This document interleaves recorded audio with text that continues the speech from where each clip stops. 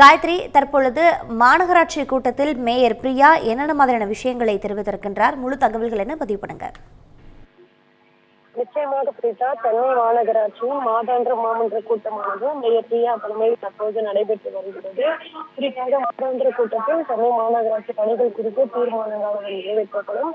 இன்று நடைபெறும் இந்த மாநகராட்சி மாமன்ற கூட்டத்தில் 19 தீர்மானங்கள் மட்டுமே நிறைவேற்றப்பட உள்ளதாக தெரிவிக்கப்பட்டிருக்கிறது.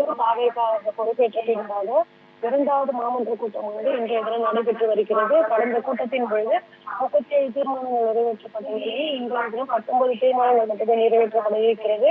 தமிழ்நாடு அரசு பட்ஜெட் செய்யாததால் எந்தவித திட்டப்பணிகளும் தொடங்கப்படவில்லை. மேலும் சென்னை மாநகராட்சியால் அறிவிக்கப்பட்ட பல்வேறு டெண்டர்களை தமிழக அரசு ரத்து செய்துள்ளதால் மாமன்ற கூட்டத்தில் நிறைவேற்றப்படும் தீர்மானங்கள் எண்ணிக்கை குறைந்துள்ளதாக தகவல்கள் தெரிவிக்கின்றன. இந்த நிலையில் இன்றைய தினம் 19 தீர்மானங்கள் மட்டுமே நிறைவேற்றப்பட இருக்கிறது.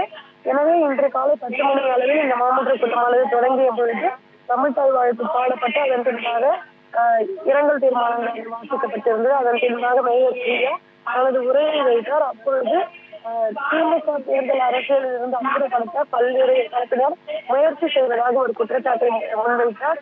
மேலும் திமுக கூட்டணியில் இருந்து போனவர்கள் இந்த முயற்சியானது பலிக்காது என்று அவர் குறிப்பிட்டிருந்தார். திமுக எப்படிப்பட்ட சூழ்நிலையிலும் தமிழ்நாட்டின் வரலாற்று பின்னணியில் பிணைந்துள்ளது என்று அவர் குறிப்பிட்டிருக்கிறார்.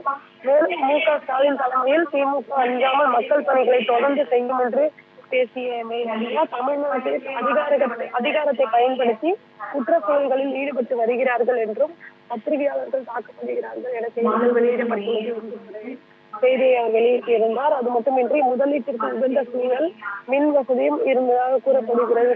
ஏற்கனவே தமிழ்நாடு இது போன்று இருந்தது என்றும் தமிழ்நாடு முன்னணி மாநிலமாக உயர்ந்ததுக்கு திமுக அரசுதான் காரணம் என்று பெருமையுடன் தெரிவித்துக் கொள்கிறேன் என்று மேயர் பிரியா பேசியிருந்தார். தமிழ்நாட்டின் துணை முதலமைச்சராக இருந்த உதயநிதி ஸ்டாலின் விளையாட்டுத் துறையில் ஆற்றிய பங்கு அளப்பரியது என்று அவர் குறிப்பிட்டிருந்தார். குறிப்பாக திமுக அரசை அவருடைய திட்டங்களை தொடர்ந்து பேசியிருந்தார். அது மட்டுமின்றி தமிழக அரசு சார்பில் தற்போது பொறுப்பேற்றுள்ள தாவேக அரசு காலத்தில் தாய்மாமன் தங்கமோதிர திட்டம் என்று ஒரு திட்டம் அறிவிக்கப்பட்டிருக்கிறது.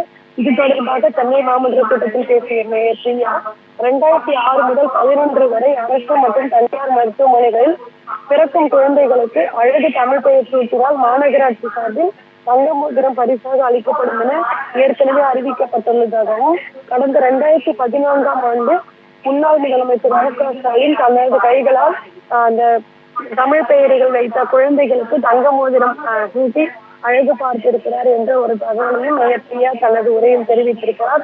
இந்த சூழ்நிலையில் தற்போது இந்த மாமன்ற கூட்டத்தில் கேள்வி நேரங்களானது தொடர்ந்து நடைபெற்று வருகிறது. மாமன்ற உறுப்பினர்கள் தங்கள் தொகுதி சார்ந்த சம்பவங்கள் தொடர்பாகவும் அதே போன்று தங்கள் தொகுதி சார்ந்த நிதி தொடர்பாகவும் மாமன்ற கூட்டங்களில் பேசி வருகின்றனர். விவரங்களுக்கு நன்றி காயத்ரி. தமிழ் ஜனம் சேனலை சப்ஸ்கிரைப் பண்ணாம பார்த்துட்டு இருந்தீங்கன்னா மறக்காம சப்ஸ்கிரைப் பண்ணிடுங்க.